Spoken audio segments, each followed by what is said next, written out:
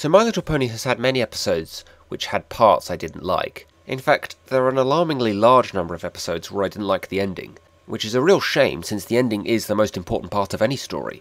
But I've also believed that hating parts of an episode is not enough to call it a bad episode. Out of 61 episodes, there are only 4 I would actually go as far to say are bad episodes. Feeling Pinky Keen, The Mysterious Mare Duel, Ponyville Confidential, and May the Best Pet Win. Yes people, that's right, this is going to be a negative review. But please do bear with me and leave your comments till the end of the review. I'm not asking you to agree with me. I only ask that you respect my opinion. I am of course completely open to counter-arguments, but please listen to what I have to say first. What's odd about my dislike for May the Best Pet Win is that while I knew I didn't like it from the first time I saw it, I didn't really know why I didn't like it. The first time I saw it I was like, oh, that was lame. Song was lame. Rainbow Dash was stupid and pets were boring. Ugh. Yeah, I figured I was just too tired, so I came back to it the next day and watched it again. And I just wasn't feeling it. This episode was just not working for me. So I figured I'd check out a few other bronies' thoughts. Maybe they'd be able to explain to me why this episode sucked. No, of course not. Everyone else loved it. Okay, that's it, I said to myself. I'm going to watch this episode to death until I love it too. As a result, I think I've seen this episode more than any other in the show's history. And I still don't like it! Why? Well, in this review, I'm going to attempt to figure that out after over a year of it bugging the crap out of me. So yeah, you could say this review is really more for my benefit than yours. But I'll try to make it as entertaining as possible all the same. So, enough beating around the bush, let's get started.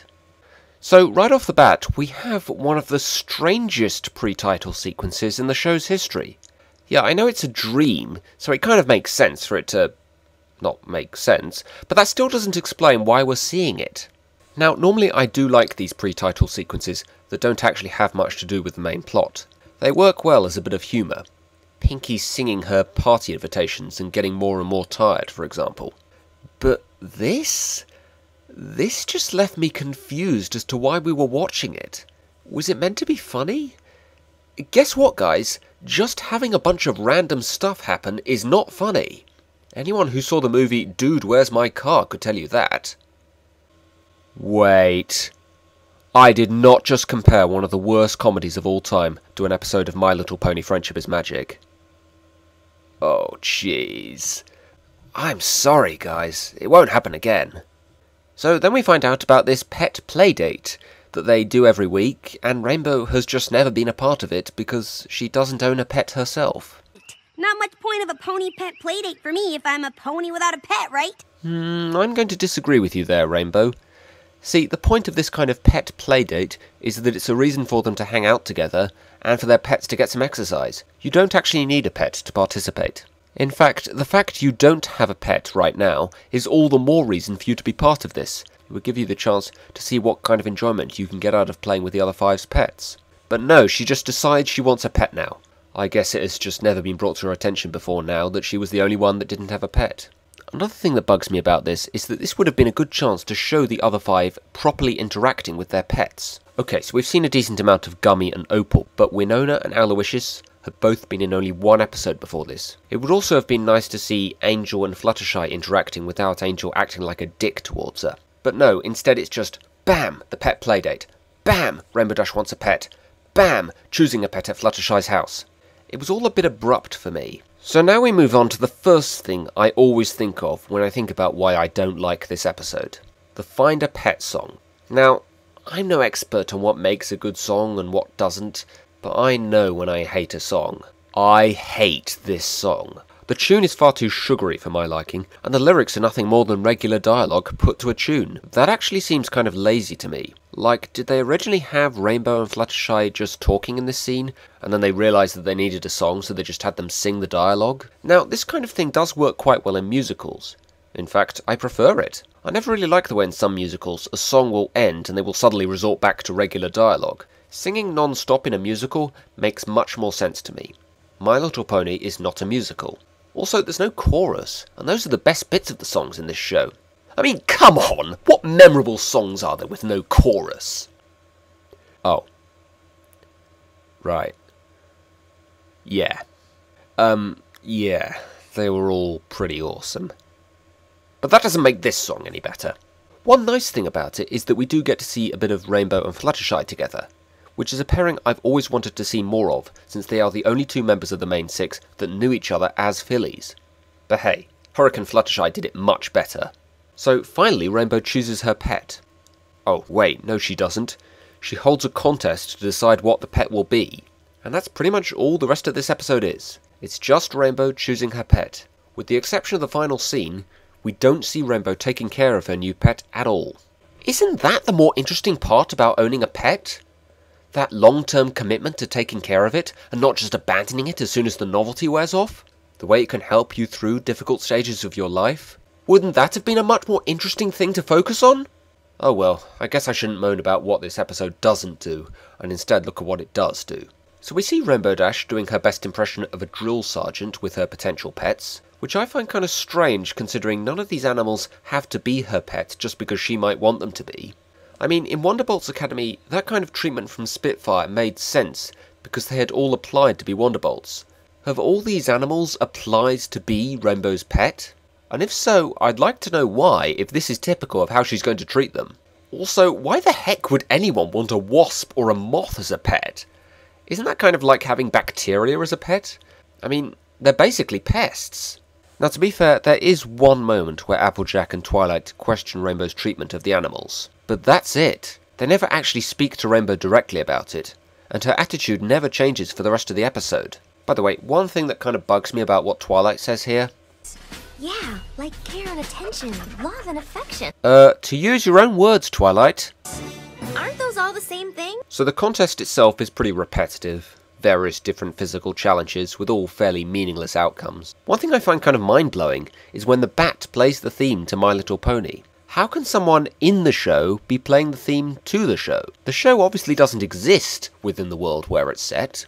Well, I do have a theory. My guess is it's the theme to some other TV show called My Little Person, which has a target audience of young colts, but it has gained a large following of fully grown mares that call themselves Maresons. But there are also mares that think Maresons are just weird and say stuff like, "You like a show meant for young colts?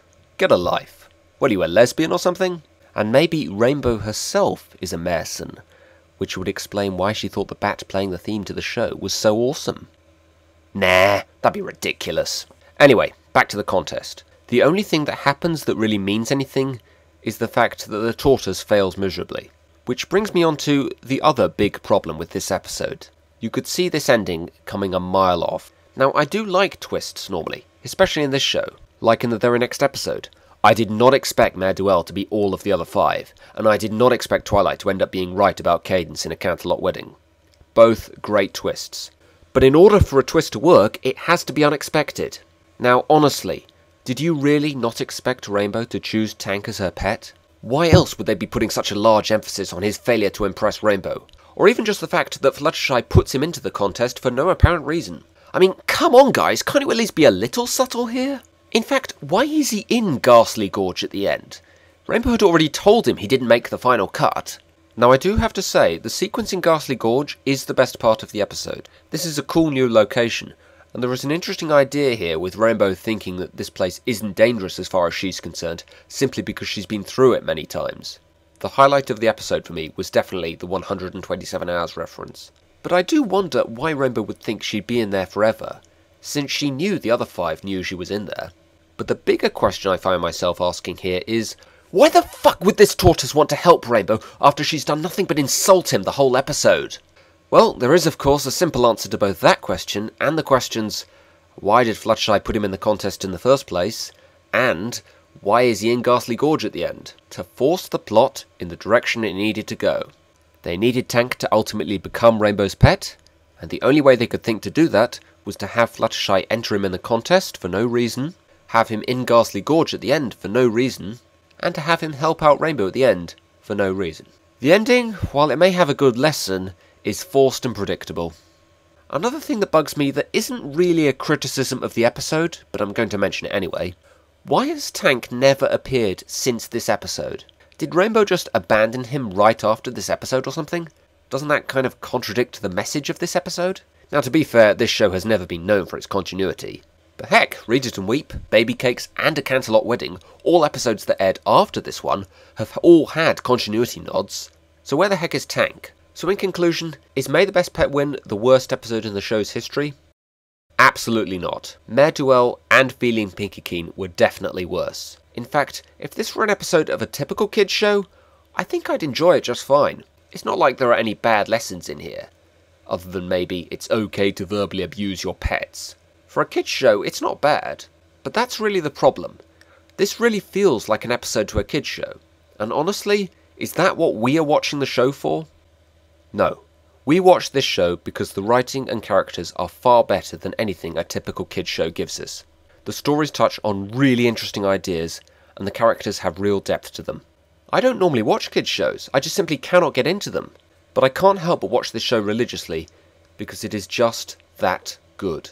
This episode doesn't touch on any interesting ideas or give us any depth to the characters. It's just Rainbow wanting a pet and verbally abusing them the whole time, while the other 5 watch. I think my feelings for May the Best Pet Win are best summed up like this. Imagine someone shows me this painting, and says, "It's called The Red Dot," and asks, "Do you like it?" Well, I certainly can't fault it. It lives up to the title. But no, I don't like it. There isn't really anything to like. It's just a red dot. There's nothing really I find interesting, original, ambitious, or memorable about that. That's May the Best Pet Win's biggest problem. It's not so much that it's bad, it just doesn't give me any reason to like it.